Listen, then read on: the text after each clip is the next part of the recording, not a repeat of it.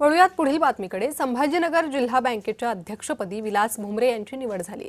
उपाध्यक्षपदी भाजपाच्या रामू शेळके यांची निवड करण्यात आलेली आहे। एकूण 20 सदस्यांपैकी 19 सदस्य हे महायुतीचे आहेत। अध्यक्षपद प्रत्येकी 2 वर्ष भाजप आणि शिवसेनेकडे असेल आणि राष्ट्रवादी काँग्रेसला 1 वर्ष अध्यक्षपद देण्यात येणार आहे, अशी माहिती।